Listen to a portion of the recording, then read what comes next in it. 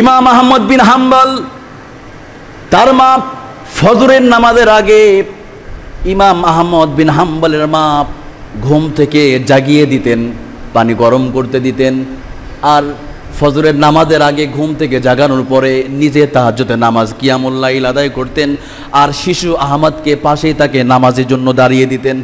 একসাথে নিজেও তাহাজ্জুদের নামাজ পড়েন, সন্তানকে নামাজ পড়ান। আবার ফজরের আজান যখন হয়ে যায়, মসজিদ ছিল অনেক দূরে, রাস্তা ছিল ঘুটঘুটে অন্ধকার। আজকের এই যুগের মতো তো মসজিদ তখন ছিল না। ওনার জন্ম ছিল 164 হিজরি জন্ম, আর মৃত্যু হলো 241 হিজরিতে মৃত্যুটা হয় ওনার। তাহলে 164 হিজরি যদি হয়, এখন কত হিজরি চলছে? আজ থেকে প্রায় 1300 বছর বা 1200 বছর আগের কথা। তখন তো এরকম ইলেকট্রিসিটি ছিল না, রাস্তা এত সুন্দর ছিল না, মসজিদ এত সুন্দর ছিল না, আর মসজিদ এত কাছাকাছি ছিল না। আজকে আমাদের মসজিদগুলো কত সুন্দর, বাড়ির কাছে মসজিদ, আজান হলে মুয়াজ্জিন একামত দিলে একামত আমরা শুনতে পাই, তারপর কিন্তু আমরা নামাজে আসি না। রাস্তাগুলো সুন্দর পরিষ্কার ঝকঝকে রাস্তা, আপনি লাইটিংয়ের ব্যবস্থা আছে। আজ থেকে 1200 বছরে কিন্তু আগে এরকম ছিল না, অন্ধকার। তো ইমাম আহমদ বিন হাম্বলের মা ঘুটঘুটে অন্ধকার, ফজরের আজান হওয়ার সাথে সাথে তাহাজ্জুদে নামাজ পড়ার পরে শিশু আহমদকে নিয়ে চলে যেতেন মসজিদে রেখে আসতেন। সকালবেলা মাকতুব পড়ার হলে মা আবার নিজে ফজরের নামাজ পড়ার পর সন্তানকে আবার বাড়িতে নিয়ে আসেন। এভাবে হাঁটি হাঁটি পা পা করে ইমাম আহমদ বিন হাম্বলকে তার মা বড় করলেন। আর সেই ইমাম আহমদ এমন একজন মুহাদ্দিস, এমন একজন ব্যক্তি হয়ে গেলেন তামাম পৃথিবী জুড়ে। আজকে পৃথিবীর ইতিহাসের পাতায় পাতায় ইমাম আহমদ বিন হাম্বলের নাম আজকে স্বর্ণক্ষিতভাবে লিখিত আছে। যেরকম সুবহানাল্লাহ। এই শিশু আহমদ তার মা এভাবে বড় করার কারণে ইমাম আহমদ বিন হাম্বল 1000 হাদিসের হাফেজ নয়। ইতিহাস থেকে জানা যায় এই শিশু আহমদ তিনি 1000 হাদিস নয়, তিনি এরকম ভাবে 10 লক্ষ হাদিসের হাফেজ ছিলেন। যেরকম সুবহানাল্লাহ। 10 লক্ষ হাদিস মুখস্থ করেছিলেন। তার বিখ্যাত কিতাব মুসনাদ আহমদ তিনি লিখেছেন, এখানে 40,000 উপরে হাদিস। এটা তো এমনিতে তৈরি হয় নাই, তার মা মেহনত করেছেন।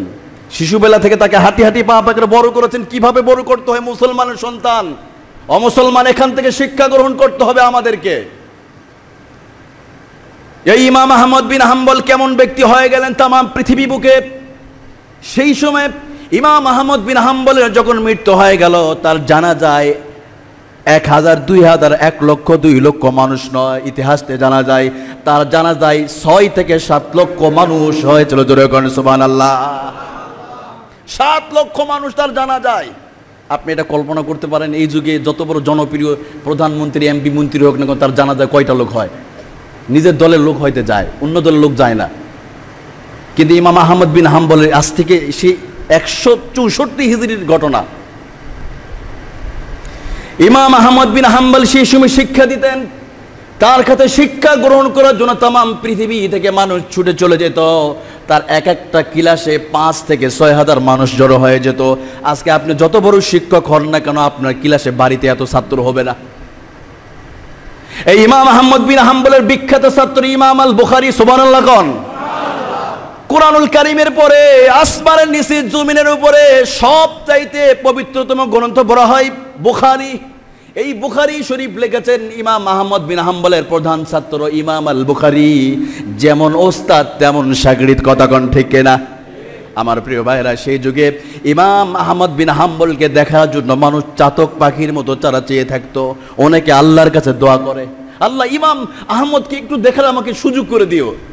সেই যুগের মানুষের তামান্না ছিল, তিনি কত বড় আল্লাহর ওলিতে পরিণত হয়ে গেছিলেন, আল্লাহর প্রিয় বান্দা হয়ে গিয়েছিলেন।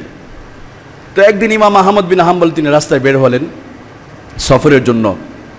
বের হওয়ার পরে তিনি রাত্র ঘনিয়ে আসলো, কোথায় যাবেন? মসজিদে তিনি বললেন যে আমাকে কি থাকার সময় দেওয়া যাবে রাতের বেলায়? তো মসজিদে কি খোলে না, তো এত রাত্রে কি করবেন? তো একজন রুটিওয়ালা ওই পাশ দিয়ে যাচ্ছিলেন ইমাম আহমদ বিন হাম্বলের পাশে। তো রুটিওয়ালা বলছে, এ মুসাফির, তুমি যদি চাও আমার বাড়িতে রাত্রিটা কাটিয়ে দিতে পারো।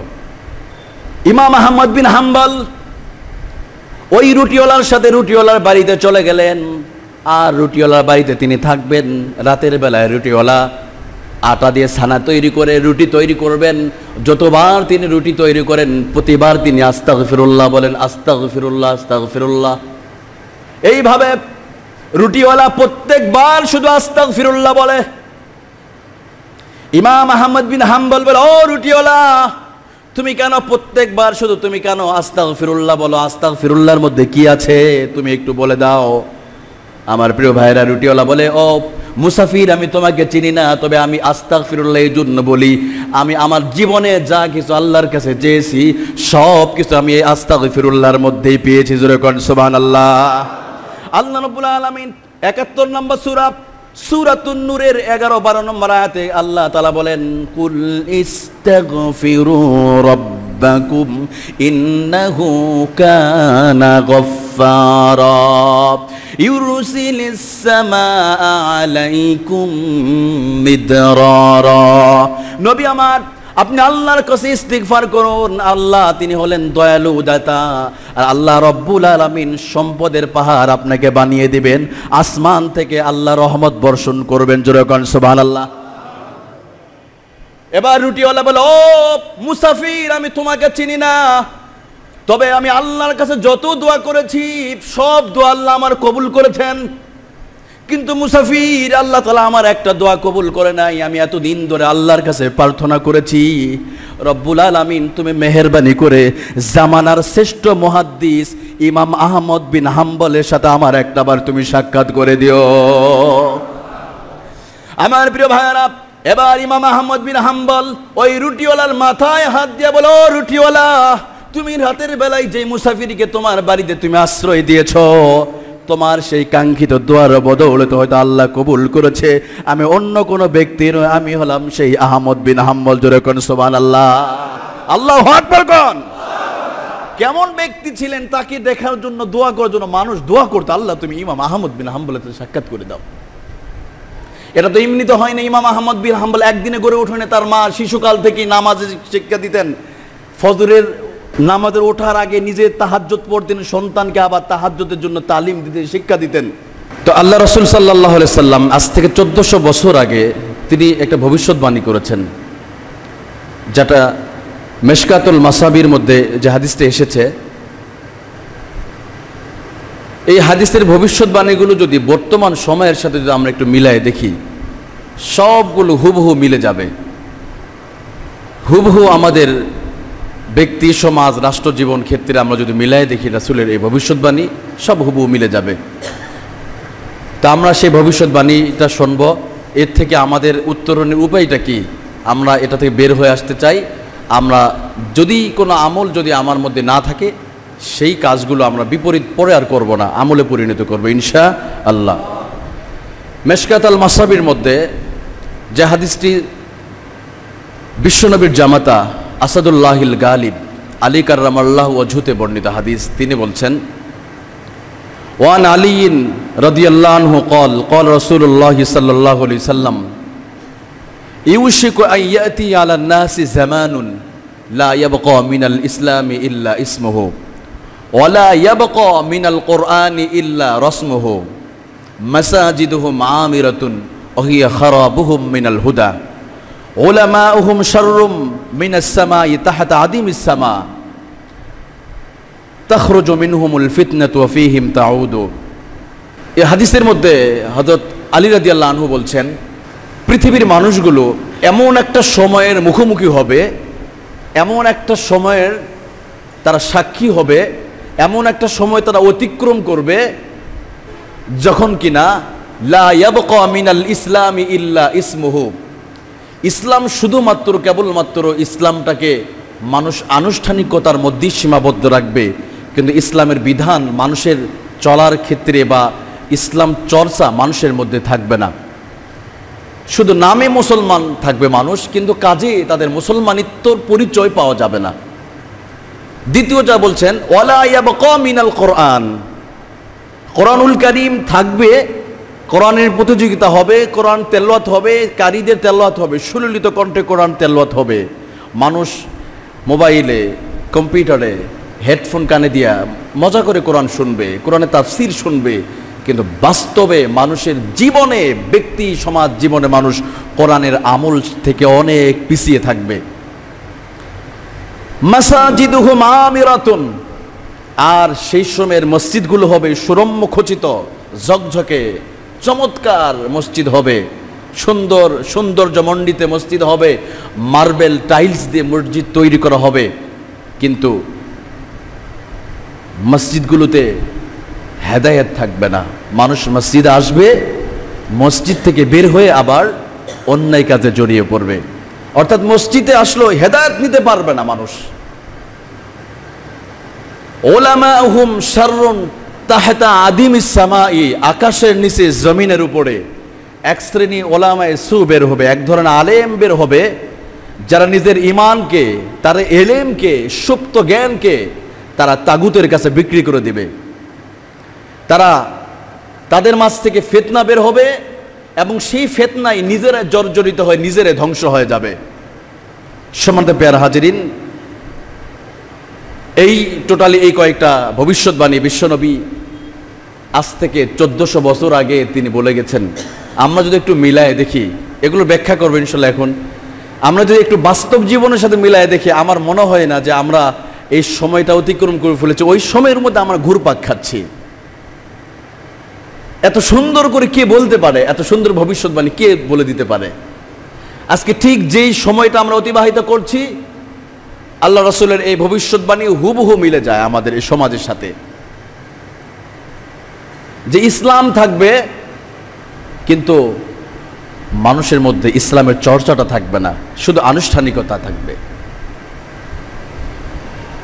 বিশ্বনবী এই জন্য বলেন, লা ইয়াবকা মিনাল ইসলামি ইল্লা ইসমুহু, পৃথিবীর মানুষ এমন একটা সময় তারা অতিক্রম করবে, অতিবাহিত করবে, মুখোমুখি হবে, সময়ের সাক্ষী হবে, যেই সময়ে পৃথিবীর মানুষগুলো শুধু ইসলামকে তারা আনুষ্ঠানিকতার মধ্যে সীমাবদ্ধ রাখবে, বাস্তব জীবনের সাথে কোনো ইসলামের কোনো মিল খুঁজে পাওয়া যাবে না, কোনো খুঁজে পাওয়া যাবে না। আজকে ঠিক এটাই দেখছি আমরা নামে মুসলমান, দাদা মুসলমান ছিল, আমার বাবা মুসলমান, এই জন্য আমি মুসলমান, কিন্তু কাদের সাথে কোথাও মিল নেই। আজকে আনুষ্ঠানিকতার মধ্যে আছে। বিশেষ কিছুদিন আমরা ইসলাম মানি, যেমন দুই ঈদের সময় ঈদুল ফিতর, ঈদুল আজহা, শবে বরাত, শবে কদরে আমরা ইসলাম চর্চা করি, অথবা মানুষ মারা গেলে কোরআন পড়ি। বিবাহ ক্ষেত্রে ইসলামের বিধান অনুযায়ী আমরা বিবাহ দেই। বাস্তব এতটুকুর মধ্যে ইসলামকে আমরা সীমাবদ্ধ করে রেখে দিয়েছি। আর ব্যক্তি পরিজীবনে কোথাও আর ইসলামের কোথাও নামগন্ধ নাই। কথা কন ঠিক কিনা? আজকে আমাদের যা দেখছি আমরা, আমাদের কোথাও নাই ইসলামের মিল। কোথা আছে? একজন মুসলমান, এটা কিভাবে হতে পারে যে একজন মুসলিম যে নিজেকে মুসলমান বলে দাবি করে, সে এটা কখনো সম্ভব হতে পারে না আজান হওয়ার পরে মসজিদে আসবে না, অথবা নামাজ পড়বে, আবার সুদ ভিত্তিক কাজ করবে। এটা তো মুসলমানের চরিত্র হতে পারে না। আবার নামাজ পড়বে, নিজেকে মুসলমান বলে দাবি করবে, অন্যায় কাজে জড়িত থাকবে, এটা তো হতে পারে না। কিন্তু আমাদের মধ্যে এটা দেখা যায়, আমরা নামাজও পড়ছি, রোজাও করছি, এগুলোর সাথে আমাদের রিলেটেড।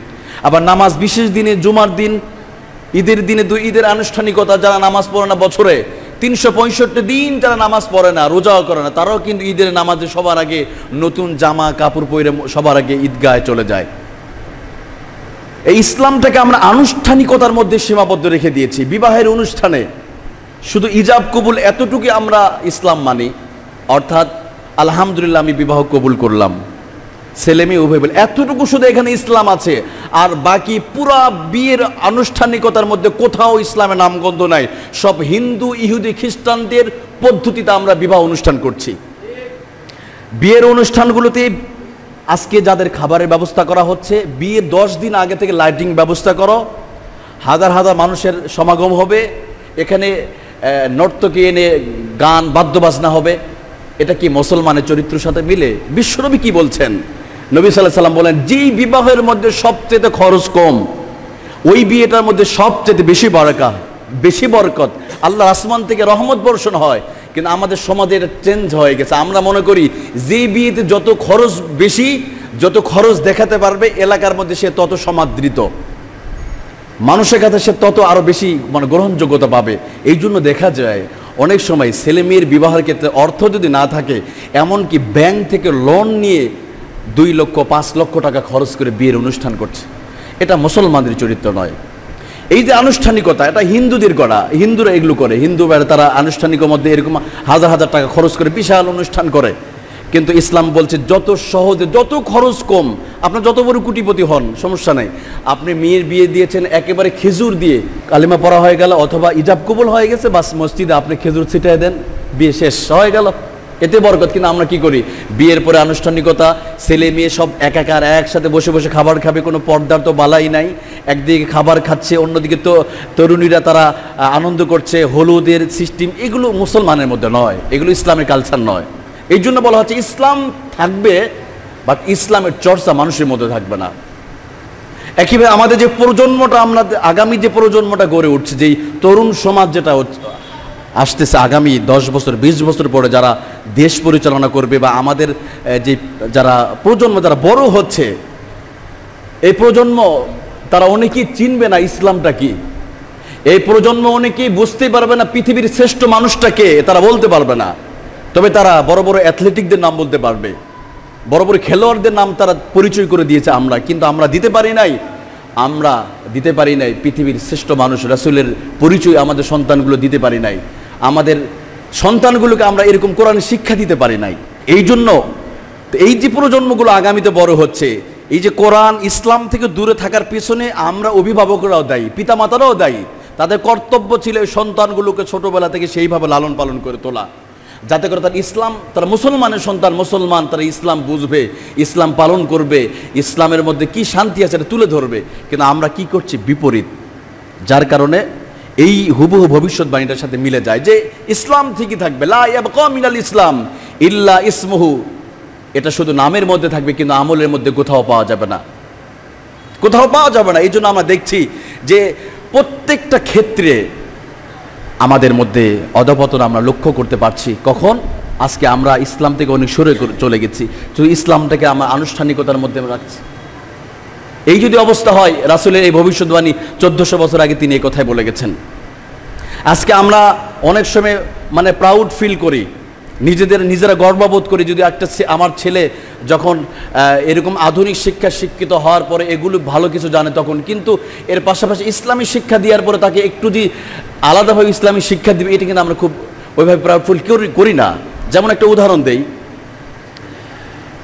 একদিন একটা সেলুনে, ধরুন যে কোনো একটা সেলুনে বসার পরে একজন ভদ্রলোক তার 2টা সন্তানকে চুল কাটার জন্য আসছে, তাদের বয়স সর্বোচ্চ 6 বছর অথবা 7 বছর, ছোট্ট বাচ্চা, 6 বছর 7 বছরের বাচ্চা।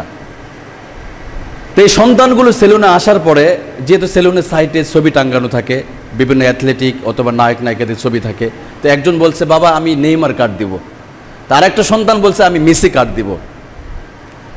কয় বছরের বাচ্চা? 6 বছরের বাচ্চা, কেবল এখনো নাক দিয়ে তার এখনো পড়ে, এখনো কিন্তু সে বড় হয় নাই, এখনো সে হয়তো কালেমা পড়তে জানে না, কিন্তু আন্তর্জাতিক মানে অ্যাথলেটিক চিনে ফেলেছে। তো এই সন্তান কি বলছে, আমি নেইমার কার্ড দিব, আমি মেসি কার্ড দিব। তো পুরো সেলুনের মধ্যে সবাই মানে উৎসাহিত হয়ে গেল, আনন্দে আত্মহারা, এতটুকু বাচ্চা নেইমারকে চিনে বা মেসিকে চিনে, যে যার ভক্তরা সবাই খুশি হয়ে গেল। সেই সাথে যে বাবা, তিনি আরো খুশি হয়ে গেলেন, আমার ছেলে আন্তর্জাতিক মানে খেলোয়াড়কে চিনে, মেসিকে চিনে, নেইমারকে চিনে, উনি তো আরো খুশি, একবারে খুশিতে কোথায় রাখবে উনি জায়গা পাচ্ছেন না।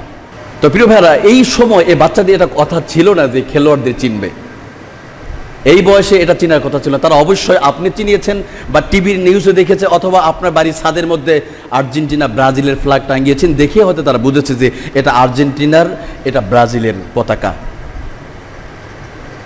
পুরা সেলুনে যখন সবাই আনন্দ আত্মহারা, তখন আমি চিন্তা করছি বিপরীতটা, যে আমরা আমাদের পিতামাতার কি দায়িত্ব ছিল, আমরা কি জবাব দিবে। এই যে প্রজন্ম বড় হচ্ছে, এতটুকু বয়সে সে একটা খেলোয়াড়কে চিনে, আন্তর্জাতিক মানে খেলোয়াড় চিনে, কিন্তু এই সন্তান বড় হবে, এই সন্তানকে চিনে পৃথিবীর শ্রেষ্ঠ মানুষ মুহাম্মদ রাসূলুল্লাহকে চিনে, একে চিনে আবু বকর ওমরকে চিনে। আমাদের দায়িত্বটা কি? এই সন্তান এমনিতে শিখে নাই, তার বাবা তার সামনে গল্প করেছে, ম্যারাডোনা সে ঐশ্বরিক গোলের সেই ভয়াবহ ঘটনা তার সামনে তুলে ধরা হয়েছে, পেলের সেই অসাধারণ ফিনিশিং খেলার ঘটনা আলোচনা করা হয়েছে। এরকম আন্তর্জাতিক মানে ক্রিকেটারের গল্প সন্তানের সামনে তুলে ধরি, সচিন টেন্ডুলকারের ঘটনা, তার যে অসাধারণ সেঞ্চুরি ঘটনা সন্তানের সামনে আপনি গল্প করেন, আপনার সন্তানকে শেখান। কিন্তু আপনি আপনার সন্তানকে একটা দিন শেখান নাই ওমর ইবনুল খাত্তাব রাদিয়াল্লাহু আনহুর জীবনী।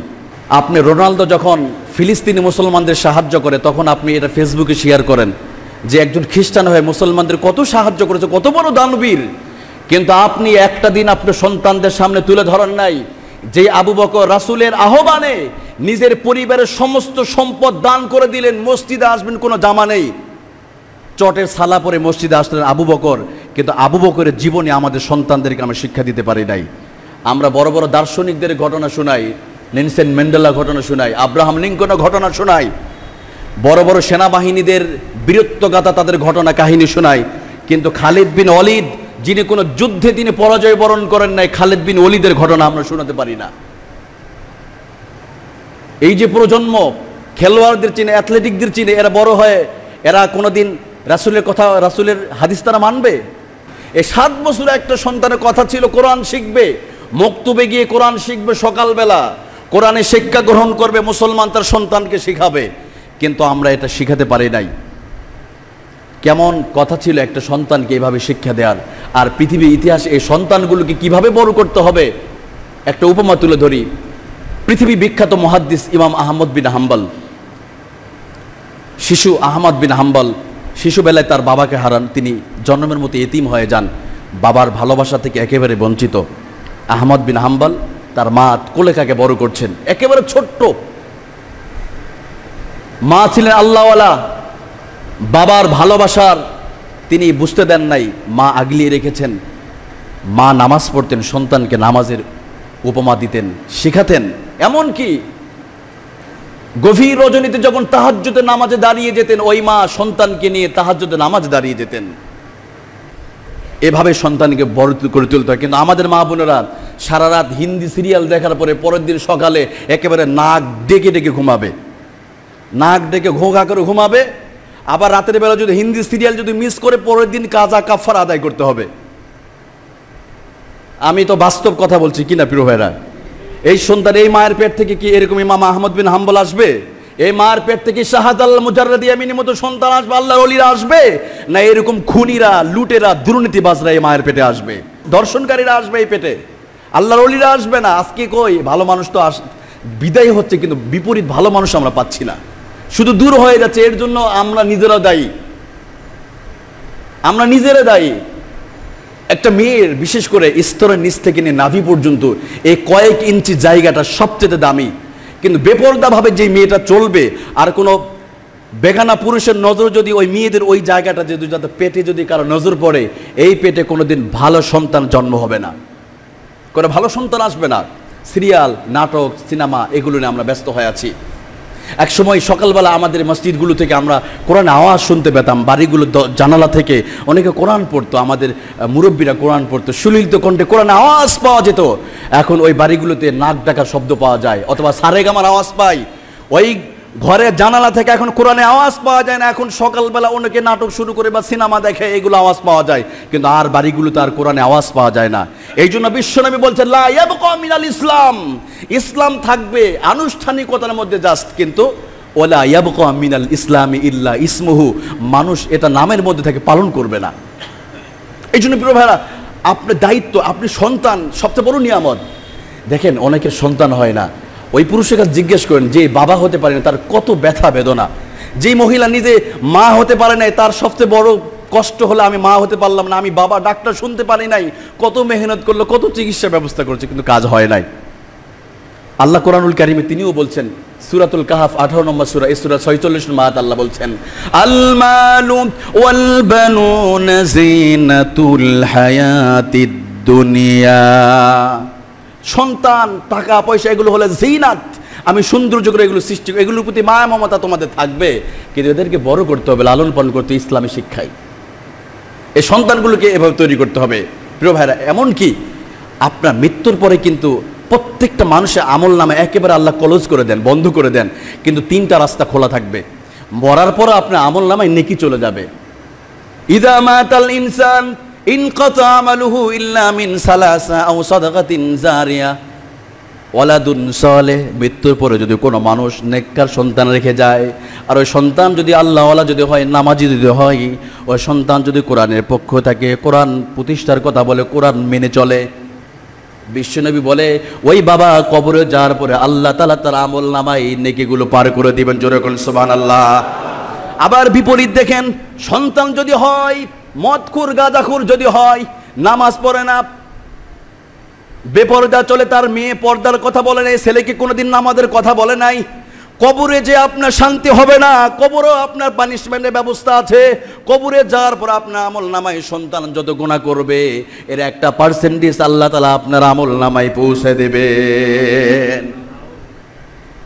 কোনো উপায় থাকবে না। এই জন্য প্রিয় ভাইরা, আসুন না সন্তানকে আমরা আগামী দিন এই সন্তানগুলো ইসলামী তাহজিব তামার জন্য বড় হবে, এই শিক্ষাটা আমাদের দিতে হবে। এই জন্য রাসূল বলছে লা ইয়াবকা মিনাল ইসলাম, পৃথিবীর মানুষ একটা সময়ে মুখোমুখি হবে যখন ইসলাম থাকবে, বাট আনুষ্ঠানিকতার মধ্যে নামে থাকবে না। শুধু বিশেষ কিছুদিনে নামাজে আসবে, জুমার দিনে হয়তো শবে বরাত, শবে কদর, ঈদুল ফিতর, ঈদুল আজহা, কুরবানি করা, জাস্ট এতটুকু, আর কোথাও থাকবে না। ওজনে কম বেশি করা, মানুষকে ঠকানো, মানুষকে গীবত গাওয়া, পরনিন্দা করা, একটা ভালো মানুষের বিরুদ্ধে কুৎসা রটনা করা, মানুষকে গালি দেওয়া, মানুষকে মারা, হিংসা বিদ্বেষ, এটা মুসলমানের চরিত্র হতে পারে না, কারণ একইভাবে একটা মানুষের কাজ করতে পারে না। এবার আসেন দ্বিতীয় অংশ, রাসূল বলছেন লা ইয়াবকা মিনাল কোরআন ইল্লা রাসমুহু, কোরআন থাকবে, কোরআনে তেলাওয়াত হবে, হাফেজদের প্রতিযোগিতা হবে, কোরআন তেলাওয়াত হবে, তারাবিতে অনেক কোরআন শুনতে আসবে, হেডফোন দিয়ে অনেকে কোরআন শুনবে, কিন্তু কোরআনটা বাস্তবে আমল করবা মানুষ কেউ থাকবে না। এটা একটা রসমে পরিণত হবে মানুষ কোরআন শোনার, কিন্তু আমল কেউ করবে না। ঠিক এই সময় আজকে আমরা কোরআন শুনছি অথবা কোরআনে কিছু মানছি, নামাজের কথা, রোজার কথা আমরা মানি, কিন্তু একই কোরআনে আল্লাহ আবার বলছে তোমরা যখন ব্যবসা করবে, ব্যবসার জন্য আমি সুদকে হারাম করে দিলাম। সূরা বাকারার 275, 76, 77 আয়াত আল্লাহ বলছে ইয়া আইয়ুহাল্লাযীনা আমানুত্তাকুল্লাহ ওয়া যারু মা বাকিয়া মিনার রিবা, হে ঈমানদার তোমরা সুদের টাকা ছেড়ে দাও।